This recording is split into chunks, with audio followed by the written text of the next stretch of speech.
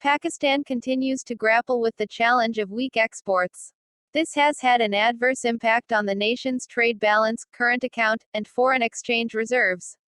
The modest scale and sluggish growth of exports are major factors driving the country to frequently seek International Monetary Fund (IMF) bailouts.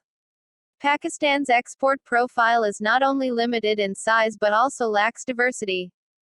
The textile industry bears the brunt of this responsibility, accounting for nearly half of all of the country's exports in goods and services in the last fiscal year, according to data from the State Bank of Pakistan, SBP.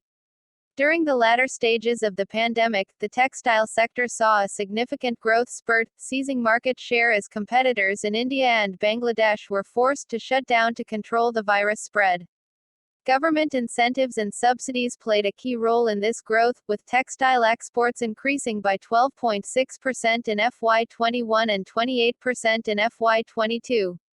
Unfortunately, this upward trend did not continue. In the face of economic challenges and political crises, the textile sector experienced a downturn, with exports decreasing by 9.8% in FY23 and a further 6.3% in the first 4 months of the ongoing FY24. However, the Ministry of Commerce's Export Advisory Council (EAC), comprising top figures from the textile industry, has put forward a highly ambitious export target. They propose that, with the right mix of incentives and reduced trade barriers, Pakistan's textile exports could soar to $50 billion within 5 years. This target far exceeds the $16.6 billion in textile exports recorded last year and surpasses even Pakistan's total goods and services exports of $35.5 billion. It seems that the EAC aims to increase textile exports by a staggering 200% compared to last year's figures, a goal that could herald a period of economic prosperity for Pakistan.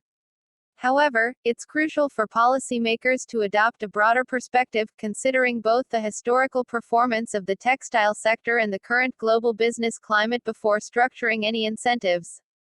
It's important to note that while the textile sector has shown impressive growth in the recent past, this surge was significantly influenced by the pandemic's disruption of global supply chains.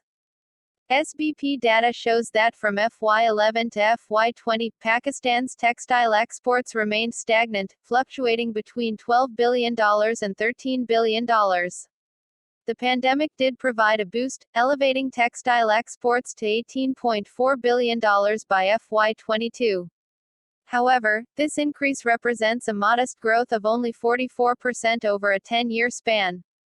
Therefore, an important question arises: is it even possible for Pakistan's textile sector to achieve a 200% increase in exports over the next 5 years, considering it only managed 44% growth over the past decade in a more favorable economic environment?